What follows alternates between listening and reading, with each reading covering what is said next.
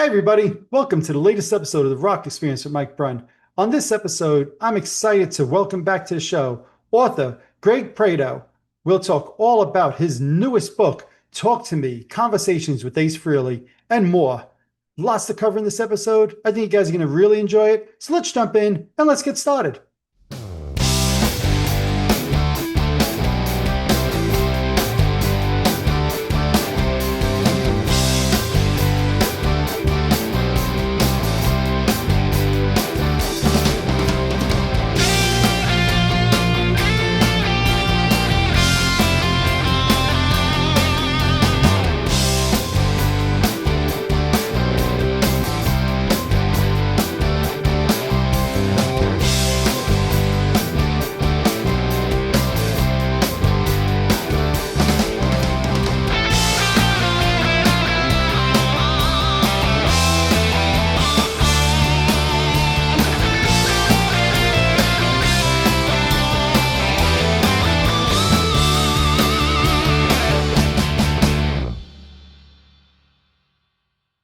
Hey everybody, welcome to the latest episode of the Rock Experience with Mike Brunn. I'm excited to have back with me, I think it's the third, maybe fourth time, Greg Prater. How you doing, Greg? Hey Mike, how's it going? Thanks for having me back on. Yeah, it's been, I think, too long, I'm going to say, a couple of years, but It has. you're back with a new book. For anybody who doesn't know Greg, he's an author. There it is, right there on the screen. Talk to Me, Conversations with Ace Frehley, right? This is book number what for you? Have you lost count of how many books you've done? This is actually book 51, if you could believe that. Wow, incredible. When did your first book come out?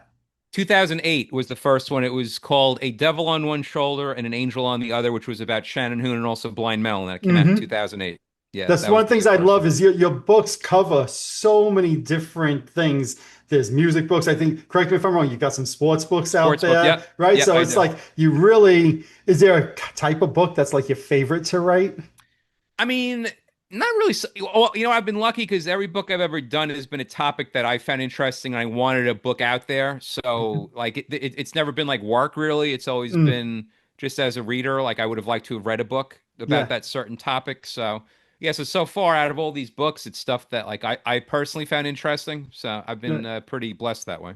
It's amazing when you said 51 books and quick math on top of my head, it's like 17 years or something like that. That's an awful lot of books in such a It relatively is. short period of time. But Right. and then you're also published in different publications as well. Am I correct in saying that? Yep, I write for websites. Not so many magazines anymore because magazines are pretty much gone at this point, right? I mean, Right. there still are some magazines, but primarily websites. Like I write for All Music, I write for Song Facts, Ultimate Guitar. Hmm. Those are the main ones that I currently write for. And yeah, in the past, I've written for the Rolling Stone site. I wrote for Billboard. Those are just some of the ones off the top of my head. No, it's incredible what you've accomplished here, and it's to me, there's plenty of times I'm reading like a Wikipedia on something, and I see Greg Prato has said, and they got a quote from one of your Right. books or one of your articles, so it's kind of really cool. Yeah. So as you just were holding up there before, now you decided your 51st book would be about Ace Frehley, who obviously recently passed away. Talk to Me, Conversations with Ace Frehley. When did you decide to actually start writing this book? Was it right after his passing? Was it something you were thinking of beforehand? No, I wasn't thinking about it at all. I just, like me and you, and I'm sure every other Kiss fan was very surprised and saddened by, of course, the passing of Ace.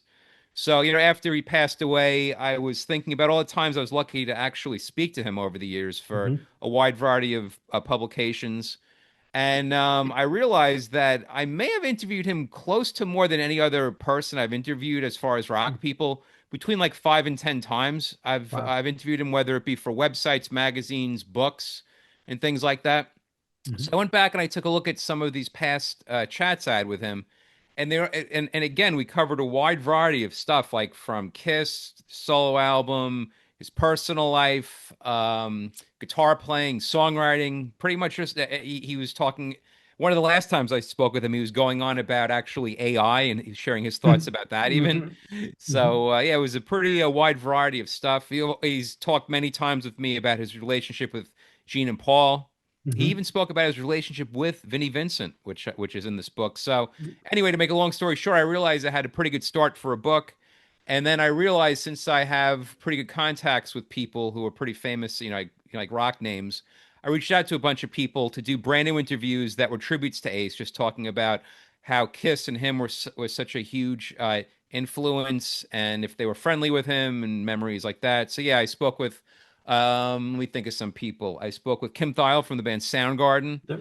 I did a email Q&A with the great Alex Lifeson from the band Rush. Hmm. I interviewed Eddie Trunk, who was, of course, very good friends with Ace. And Yep. also, Matt Pinfield was kind enough to contribute a forward for the book. Hmm. And then also, I was able to get some really great, rare photos of Ace from 75 all throughout the years. So I'm pretty happy with how it came out, this book. It's available as a paperback, hardcover, Kindle, and also audio version.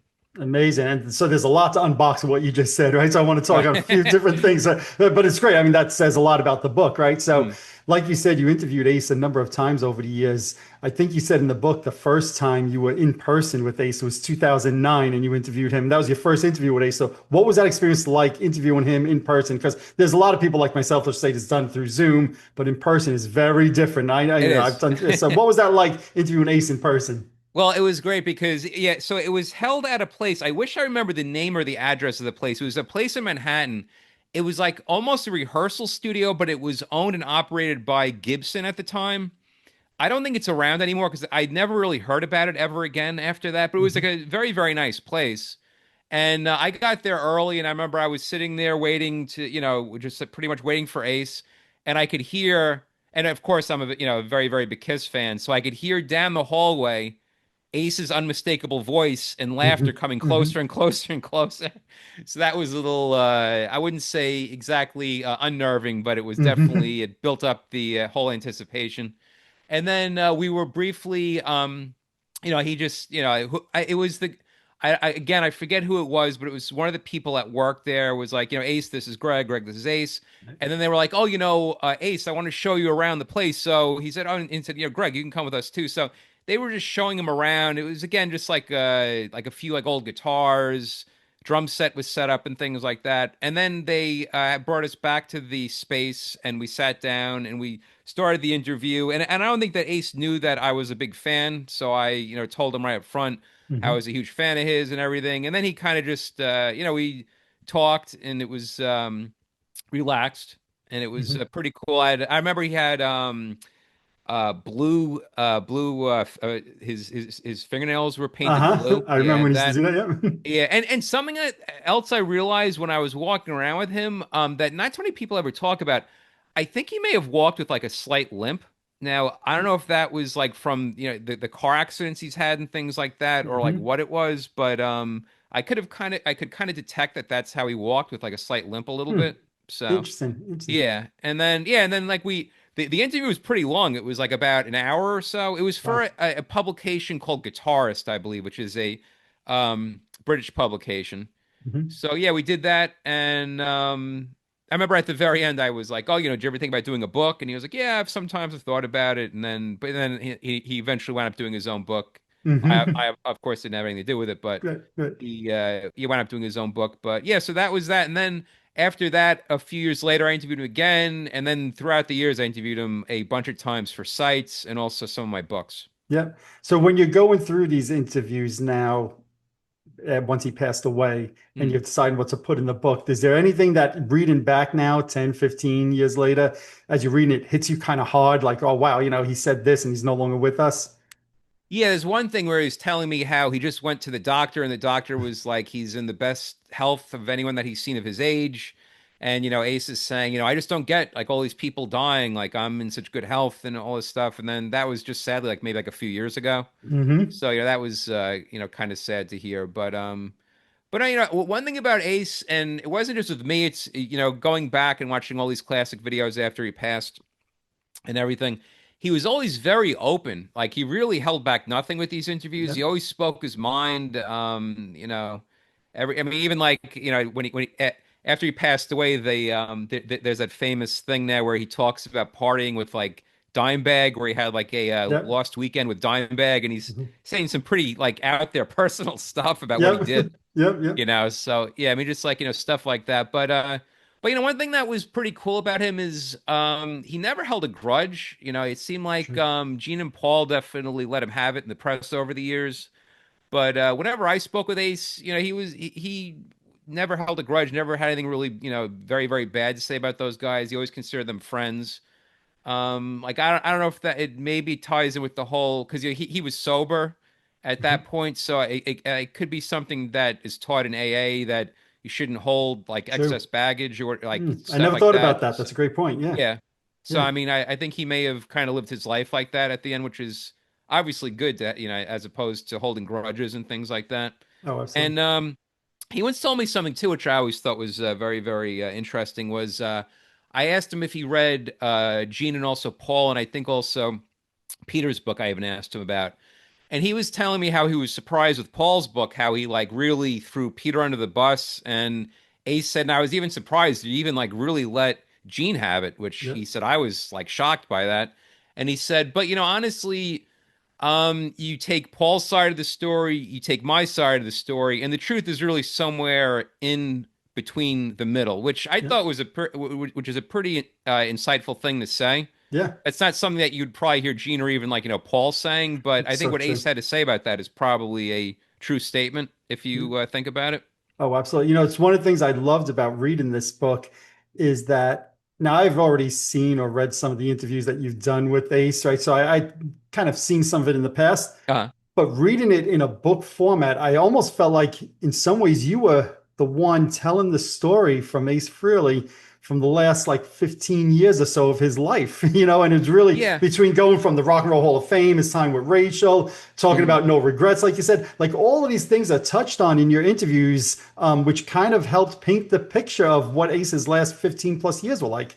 Yeah, yeah, and also what's pretty cool is from the times I spoke with him, again, he was always sober to the best of my knowledge. He was very clear-headed, very focused. Like again, I've been watching like old videos, especially when I was working on this book, and you could tell like in like the late '80s, early '90s, he's definitely not, he's definitely struggling. And even when I spoke with who was it that I spoke to for the book? I believe it was when I spoke with Eddie Trunk. Yes, yes, it was Eddie Trunk.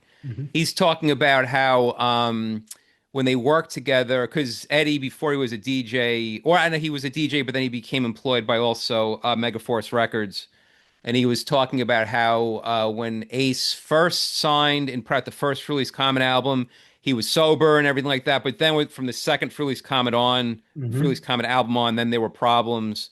And it was pretty interesting to hear from Eddie because like I was always wondering like what because I'm sure you remember this Release Comet, the first album came out, there was definitely a buzz. It also did Yes. well.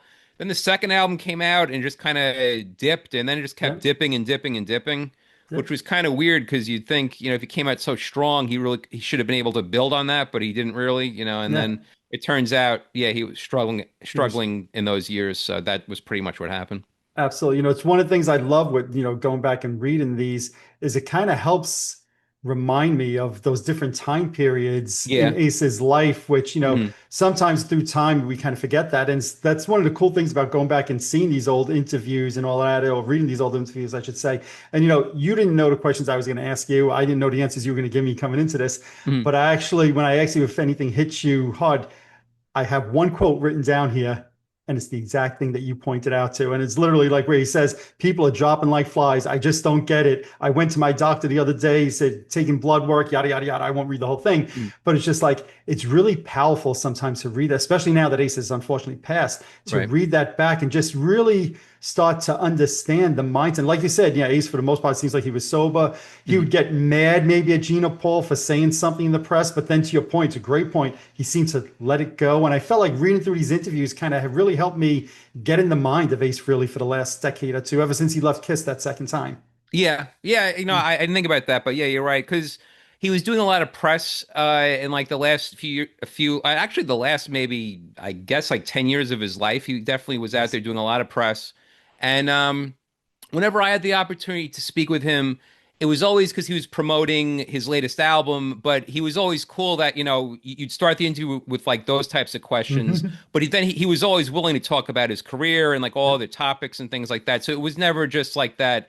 He was like, "Oh no, I'm just talking about this album and I'm not talking about anything else." It was never like that. He was always willing to talk about stuff and yeah, and again, very very open. Like I remember I was interviewing him for his last studio album, and there's a song called Cherry Medicine on it. Yep.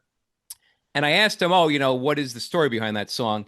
and he was telling me like, well, you know, you could look at it one way as like maybe like a sexual type thing, but then also, to be honest, there was a point in the early '90s when I used to go a lot to I forget the club, but he was like, I used to go there and I found a cherry cough syrup that I used to mix with seltzer, and I used to drink that, and that, you know, it was obviously very strong stuff. And yeah, and he's like, I would be walking around with that, and people would think I have a, you know, cranberry seltzer. Meanwhile, I'm drinking cough syrup with seltzer. So he's like, you know, so that song title has like a double meaning. It means that as well. And I was like, all right, well, you know, that's very, very entertaining story. I Yeah. appreciate you told me, but I don't know if that's necessarily what you want put out there. But you know, he was, you know, one thing about Ace, his life was definitely a open book. You Yes. know, to quote the Yes. great poets Motley Crue, right? My Okay. life's like an open book for the whole world That to read. is true. Sometimes nothing what? Fill in. Keeps me together at the You seams. got it. You got it. Okay, I Very was good. Very like, boy, good. you put me on the spot. I hope I get this right. So, yeah, no, I mean that's one of the things to me I even loved about the book. I don't think it was for every one of his post-Kiss albums, but for a few of them, you went through song by song, Yes. sharing the stories that Ace Mhm. gave you. And as I'm reading them, I'm like, these are stories that potentially could be lost in time if this book didn't exist. And it's one of the things that even if I don't love a particular song, Mhm. just hearing a little background about it, how the song came together, I actually love that type of stuff. And I was glad you had that in the book. Yeah. Yeah. What it was I did a bunch of interviews with him for the site Song Facts. And Yep. yeah, and Song Facts is like you would guess from the title of the site. It's songwriter based, and like they're like all about if it artist has an album, like they want like the story about the album, the songwriting, the production. And yeah, for a few it was I think the Origins 2 album and also Ace's last solo album.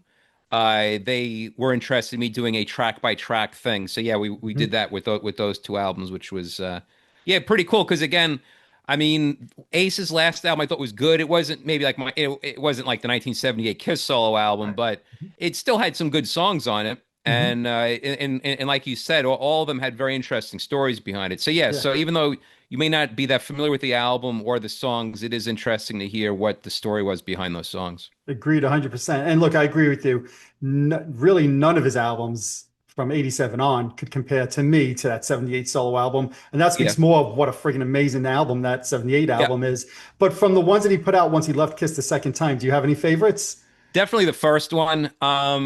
You know, I was listening. So yeah. So the first release Common album I think is the best. There's definitely some clunkers on it, Hmm. but you know, I got to tell you, the song that people seem to have a problem with, I actually really love the song "Into the Night." Okay. I thought you were going to say dolls. I was going to say, all right, that's it. I have to end this, this interview Right. now. So, But I mean, I like no, I that mean like too. that song, and he like never played it live. I think after that 1987 tour, Okay. right? He just Yeah. like never. I mean, well, that was a very popular video and everything like Yeah. that. So I could never understand why he turned his back on that song.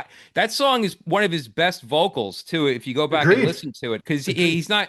Ace himself said he wasn't a great singer, but there's certain songs if you go back, you know, it fits his singing. And that song, if you go back, is a very, very good singing thing for with him. But and then I went back and the second Fruity's Common album hasn't held up very well. And Mhm. actually, in the book, we talk about why it doesn't because it was Mhm. rushed and everything like that. It's a whole Yeah. story that people could read. But the song "Insane" I enjoyed a lot more going back and listening to it. Mm. Like I remember at the time, the video was like a stupid video. I Yes. remember, Yeah. yeah. But As were most videos in the 80s, right, let's be yeah, honest. yeah, yeah, So, yeah, exactly, mhm. exactly. Yeah, but that song I was pleasantly surprised with how much I really Mhm. still like that song. And then speaking to Eddie Trunk, he was telling me how much he enjoyed the third Ace solo album of the 80s, which is Mhm. the Trouble Walking album. Yep. And I went back and listened to it, and some of the songs are okay, but the production is so dated. It's the Mhm. out of all his, I mean, the second Frehley's Comet album is a bit dated, but that third one, and what makes no sense is it's again Eddie. It is Eddie Kramer who's responsible for the best sounding Kiss studio albums of the '70s. Yep. He totally got transfixed with what Def Leppard was doing and everything by then. So if you go back and listen to the title track of that album, Trouble Mhm. Walking, it's to me personally, it's almost unlistenable. It is such a dated, harsh sound. Oh, Mhm. it's just that hasn't. And again, it's very weird because that first release Common album, which is just 2 years before, that's actually produced well. It's not Right. that dated sounding. So I don't know what happened between those few years that, Yeah, it could be yeah, like you said. It could be the Def Leppard impact. I never it really was. thought. Yeah, you know, I've it never was, really thought about the it was, production on it. Now you even forced me to go back and listen to yeah, I it. was going to say, honestly, if now I think about it, it was definitely pre-hysteria, post-hysteria. If you think about Right. the Yeah. first release Comet and then that third album, yeah, definitely. Yeah. Now, Yeah. what about his albums he was putting out in the 2000s? Were you keeping up with those as Yeah, well? yeah, I was. Yeah, one good thing about him is honestly, I mean, there weren't really any of the albums that I would listen to from front to back and say, "Oh, this is as good as the '78 solo album." But every album had at least one or two good songs on it. Agreed. Yeah, Agreed. so I mean, to his credit, and again, I mean, I hate to, I don't want it to be like that. I'm bashing on, Gene and Paul, but I really did not like any of the solo stuff Gene and Paul have done it Hmm. from '78 onward. I mean, I definitely respected Paul doing the whole entire soul thing. I thought that was a very like interesting thing to do because I'm Hmm. a huge fan of the soul stuff from the '60s and everything like that. I absolutely love that music. But Live to Win, I didn't really care for. Asshole, I think, is a complete abomination. Hmm. So yeah, I mean, Ace is, and Peter Chris's I mean, solo albums. I'm not even going to comment on those, but yeah, I Yeah, mean, Ace's solo albums out of all of them, I think he was definitely the best solo artist as far as shows and also solo albums. I definitely agreed. give it to Ace. Agreed. And one of the things with reading this book is like in my mind, of course, I know he's been putting out albums for the last like 15 years, but as I'm reading the book, I'm like, it's really bringing home the point of just how prolific he had been in the last He 10, was. 15 years. It's just like I every even couple asked of him that. years. Yeah, that's I right. even Yeah. asked him, I said, am I right in assuming that you're making up for lost time? And he says, yes, 100%. He said, because, really he did waste. I mean, like what I talk about, and I am pretty sure I even mentioned to him again, I said, it's crazy to think in the '90s you put out not even one single solo album. And he was Hmm. like, yeah, just his life was pretty much a mess. And Yep.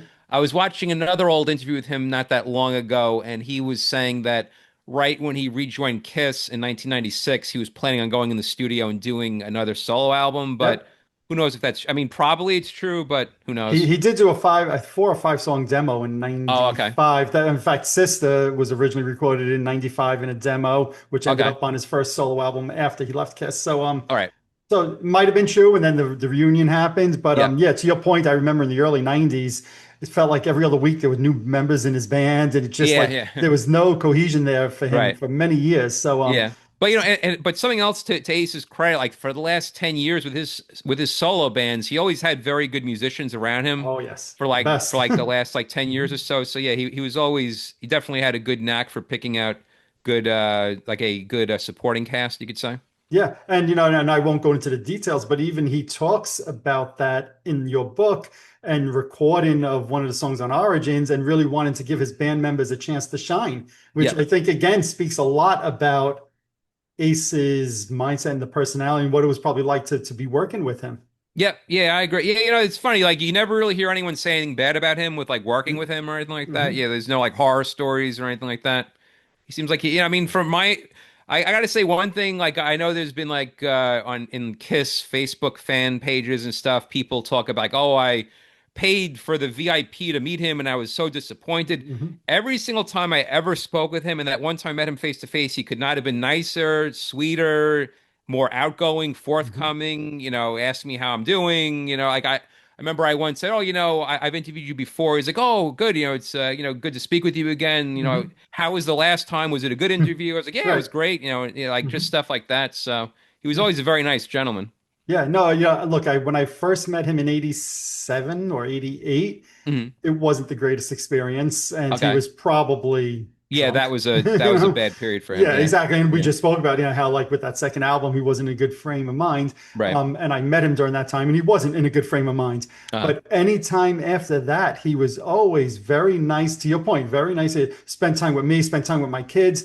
mhm. People sometimes didn't realize he was a little bit hard of hearing. He had some Yes. hearing loss. So you might say something to him and he may not react, not because he was being rude, but because he couldn't hear you. So Right. I think some people in later years didn't realize that. Yeah, exactly. Yeah, I mean, and like now I think about it too with Ace, like I would be doing the interview, and if like I was working on a book that I wanted to ask him questions for, there were maybe two or three instances where at the end of the interview, it'd be like, oh, if we just have a few minutes here, I have these other questions, and he was always like, yeah, sure, go ahead. Yep. So it Yep. just shows that he wasn't, he was always very accommodating. Yep. Absolutely. Now, what I like about the book also is obviously it's a book to read. It's got a lot of passages in it, but you touched on this before. There are some really cool photos in there, I think, that have not been published before. Correct me I if I'm believe wrong with so. that, right? So, I and believe so. they're not only classic era Kiss, which of course to me is phenomenal, and I know Mhm. to you as well, but Mhm. you've got some really great shots as well from the 80s. Yes. Yeah, I do. I happen to have a pretty good relationship with some of the photographers. Let me actually tell you their names.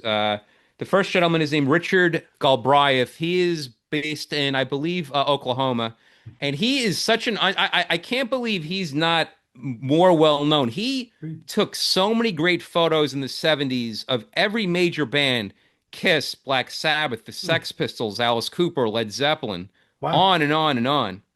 And yeah, I mean, just here, I'll just show you a couple of like this is a great full this is a stage shot of the whole dynasty. Hold it up a little higher.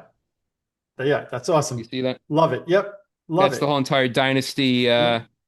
stage. And yeah, and then I also am friendly with a gentleman named Christopher Lee Helton, Hmm. who took pictures of the Frehley's Comet era.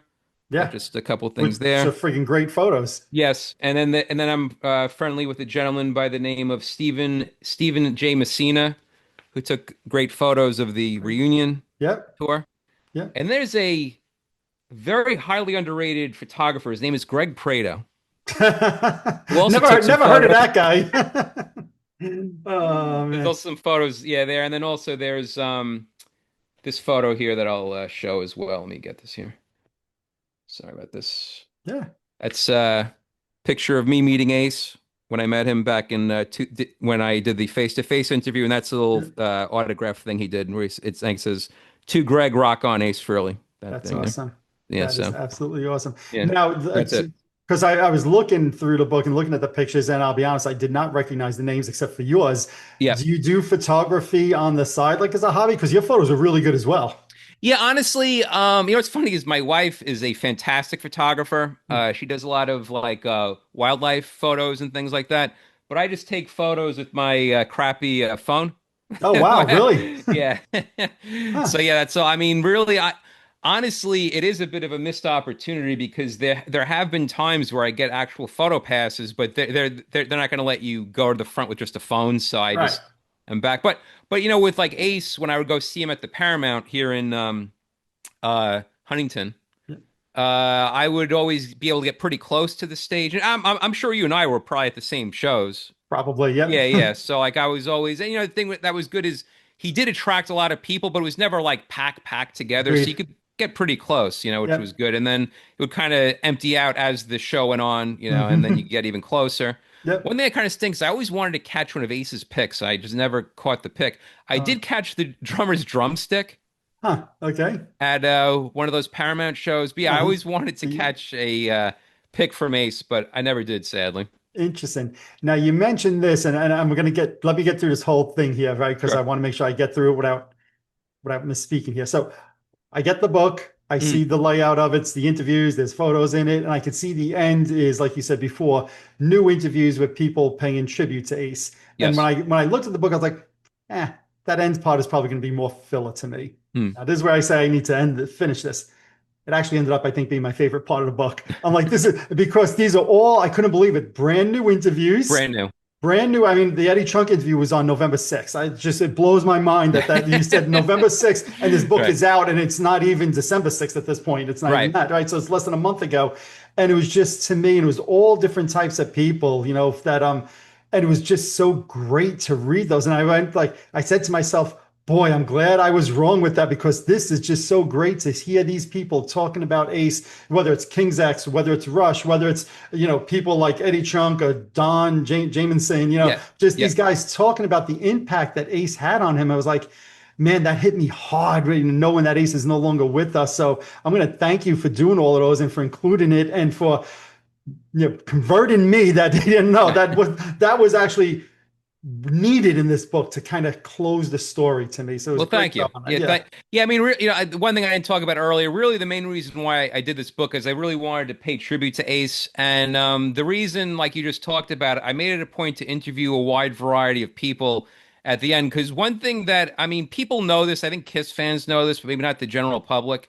What a wide variety of musicians and artists Kiss and also Ace influenced over the years, especially Ace. One thing that I was able to discover by doing this book, I interviewed a gentleman by the name of Paris Mayhew, who's best known as the original guitarist of the band the Cro-Mags, and Hmm. he's in a great band now called Agros, which I highly recommend people check out. Hmm. And he's a huge, huge Ace fan, a huge, huge 70s Kiss fan.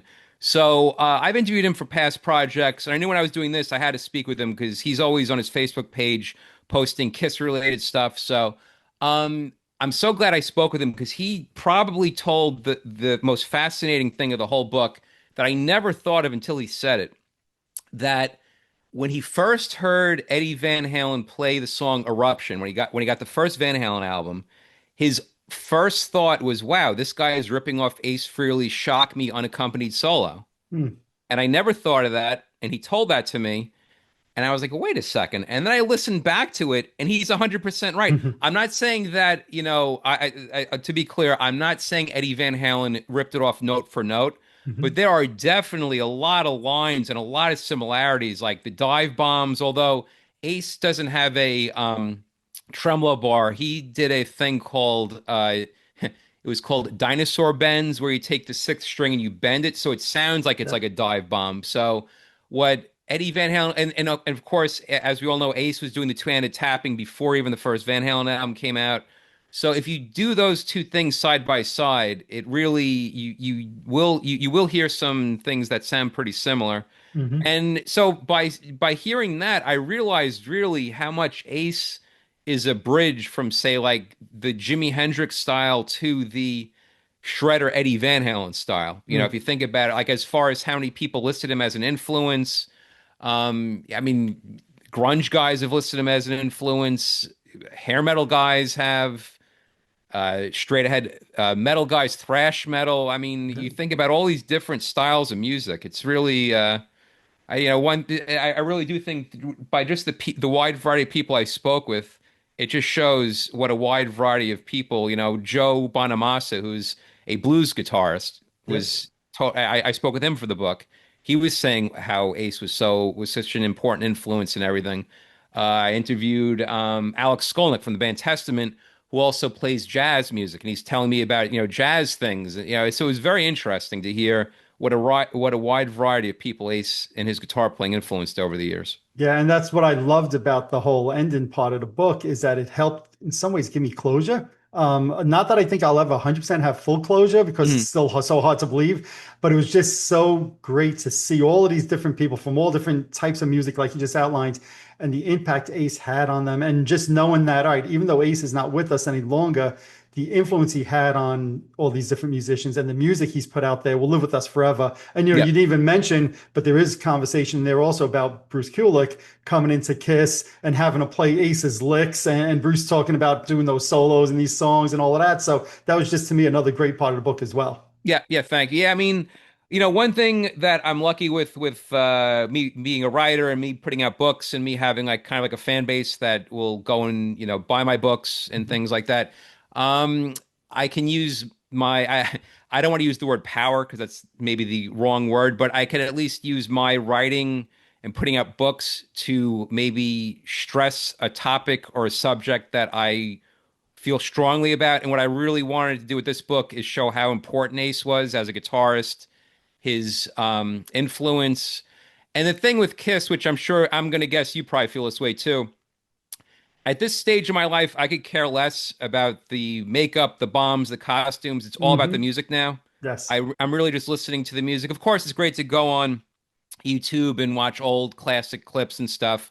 But I'd say the vast majority of the time I'm listening to Kiss with my ears. I'm not watching videos with them. And they're in the 70s, they were highly underrated songwriters.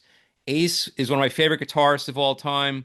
Paul Stanley is a enormously underrated singer. I think he's a fantastic singer, especially in the 70s. Gene Simmons, I always loved his bass lines. Hmm. Gene and Paul as songwriters are highly, highly underrated. And Peter Criss, I've always loved Peter Criss's drumming. I think he Agreed. was such an original, the whole jazz swing thing. There were very few 70s rock drummers doing that, especially with heavy metal hard rock Yeah. drummers.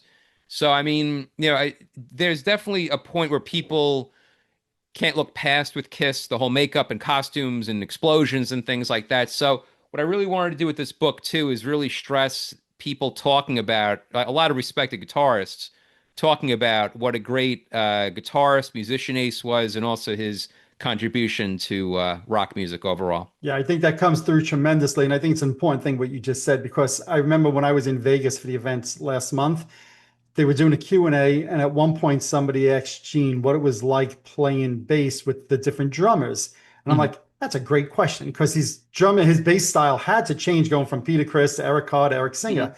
And as he always does, he instantly blows off the question. Oh, it doesn't really matter. Or I just, I play bass in the bands. Mhm. It's more about the band. And I get annoyed. He's like blowing himself off that he's really not a good bass player. I'm like, no, he is. He's a damn. Listen to those bass lines in Strutter and Yep, 100,000 Years. And these are freaking great, great bass lines. They're I very agree. melodic. They're very, I'll say, um, Paul McCartney-esque, Yeah, not that yeah, I'm saying that he's absolutely. a Paul McCartney, but he doesn't give himself credit. And I felt like Kiss as a band, as an entity, to all the points you just made, doesn't get that credit. Maybe Ace a little bit more than any of the other guys, but Yeah, I'm so tired of hearing Peter was not a good drummer. The feel he has on those songs are freaking incredible. I But agree. anyway, it's so nice to me at the end of this book. Again, it helped give me closure, but it's also great to just see all of these people acknowledging the impact Ace has had on them. And that's one of the things. Look, I never wanted any of these guys to die. I wanted them to outlive me, Yeah. right? But since Ace has passed, it Mhm. has been great to just see that outpouring of support for him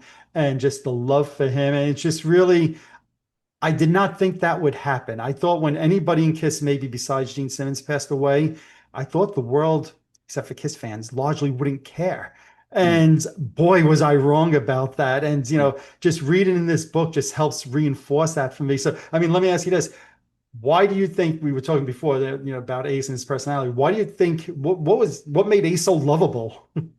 Well, I mean, we talk about this in the book, and I'm sure Kiss fans know about this. The whole entire 1979 Tomorrow Tom Snyder Yes. interview. I mean, that right there sums up why Ace is so loved, that he Hmm. never took himself that seriously. He could see that it was, I mean, of course, Kiss has great songs, but there's also, you can't take yourself that seriously wearing makeup and wearing costumes and Yep. stuff like that. So unlike, say, Gene and Paul, who took themselves dead serious, Ace and probably Peter too are like, yeah, we're just very, very lucky to be in this position, and Yeah. then you mix drink and drugs, and then it's total hijinks on TV. Hmm. So Absolutely. that right there, I mean, yeah, just that I think, and it seems like people are just drawn to the like the wild rocker type guys, like the Hmm. Keith Richards of the world, and Ace and Peter were definitely that in Kiss. Yep. Yep. I think that's what also people are that's why Ace is so widely beloved. And something else I just realized too. After Ace passed away, I did not hear one single negative thing about him. Right? It's all Agreed. been so. I mean, that also shows his character. Yep. Shows that he, to the best of my knowledge, didn't screw people over. Hmm. He had a conscience. Something that he talked about in the book. He one thing he talked about is how religion helped him a lot in life, and he was said, how if he said that just praying got him through some really horrible points in his life, and how if you don't pray, you're really missing out and things like that. So, I mean, that also I think may have helped him for the last 10 years. I mean, of Yep. course, religion, I'm not going to say it's for everybody or what, Right. it is and isn't, but just like, for him, that was, not something, again, not to keep bagging Gene and Paul, but that's not something that you would expect to hear during a interview with Gene or Agreed. Paul that you hear from, say, someone like Peter or Ace. Yep. No, so true. So we Mhm. started at the top of this, that this is book number 51 for you, right? Which Yes. still blows my mind. I want to Yes. make sure I give you an opportunity. If you have any other books that you're working on that you've just released that you want to make sure that you plug, I want to definitely give you the opportunity to do that as well. Well, Mike, now you bring that up. Actually, yes, I do. Okay. Now, what was funny As he takes was, every book off the shelf yeah, behind him, I got right. this one, I got that one. All right, so this book here came out in mid-October. Alternative for the Masses: The 90s Alt Rock Revolution and Oral History. Mhm. So I was just starting to promote this book, and that was sadly when Ace passed away. Mm. So I'm in the middle of promoting this book, and meanwhile, I'm listening heavily to Kiss and Ace, and I just can't get out of my head. I'm like, you know what? I'm promoting this book, but I got to find a way to work on this book. Right. So, so anyway, yeah, this book was really the one that I did a lot of promotion on for like the past month or two. Mm. And like the title says, it is a oral history about all the great alternative rock bands of the 90s. The thing is, a lot, like if you watch a documentary or books about a lot of these bands, a lot of people kind of just take the easy way out and they make it seem like Nirvana came out of nowhere, Yes. changed the way people looked or listened to music. Then Kurt Cobain died. Then it just kind of faded away. And then, that was it. It was really just Nirvana. Mhm. And that's complete hogwash because I loved 90s alternative music. And there were bands that and again, I just want to make it clear I love Nirvana, but there were bands that I loved just as much, if not more than Nirvana at that point. The first two Smashing Pumpkins albums, Soundgarden, Primus, the Meat Puppets. The list goes on and on and on. Mhm. And what I wanted to do with this book is kind of shine the light on some of these other bands that don't get the credit. So that's what I did with this book, and it's getting very good reviews on Amazon. Some of the people I spoke to for the book were very, very positive. And this book also has one of the last ever interviews with the producer Steve Albini, who produced Nirvana's In Utero, Yep. and also some other classic albums. I just happened to call him one day. He owned a studio. This is about a year or two ago, and he just picked up the phone. I told him who I was, and he was all for doing an interview, and we did a great interview. And then, sadly, a few months later, he wound up passing away. So that was a tragic thing, but it was definitely an honor to be able to speak to him for the book. It's ironic that that's what the book is about because just yesterday I recorded another podcast episode I haven't released yet. Mhm. But in that, my friend and I are talking about music in the 90s and how, especially as we've gotten 20, 30 years removed from it, how much that music had stood up. And really, like at the Yep. time when I was living in the 90s and the hair metal and all that Mm, stuff from the 80s died, even though I liked the music, there was a little bit of a bitterness I had towards some of those bands. Even mm. though, again, I liked Nirvana, I liked Stone Temple Pilots, I liked a Uh-huh. lot of that stuff. But now, as I go back and literally last night, I was listening to Stone Temple Pilots, and I was like, "Damn, this is good. Yeah. Damn, these are just good Right. songs." Just and some of these bands were also influenced by Kiss as well, right? I mean, Well, yeah, no, Nirvana. see, I was going to say, so yeah, in this book, there's a chapter that is, I think, titled 70s. And what it does, it talks about how a lot of these alternative bands of the 90s were heavily influenced by the production of Led Zeppelin albums, Kiss albums, where it was the sound of like a live band in a room. I always, like, while we're talking about Kiss, I always point to the Rock and Roll Over album as one of my favorite sounding studio albums because Hmm. it's such a live, clear sounding album. Hmm. I love that. I loved Led Zeppelin's Physical Graffiti is a great sounding album. And that's what I think a lot of the 90s alt rock bands, they were definitely getting more towards that with Steve Albini, Butch Vig, like those Hmm. producers were definitely throwing it back more towards the 70s. And of course, Kiss, was name checked by Soundgarden, Alice in Chains. I know Mike McCready from the band Pearl Jam is a huge Ace fan. Yep. Yep. So yeah, I mean, Kiss was a huge influence on.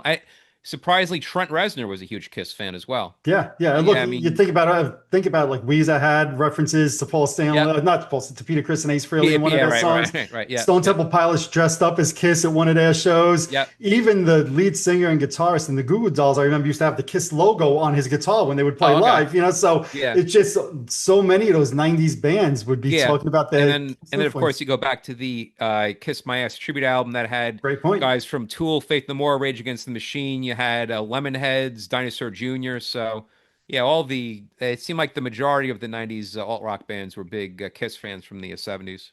So hold that book up one more time so people Oh can yeah, see, sure. because we spent a lot of time talking about the Ace book, but I want to make Okay, yeah. sure.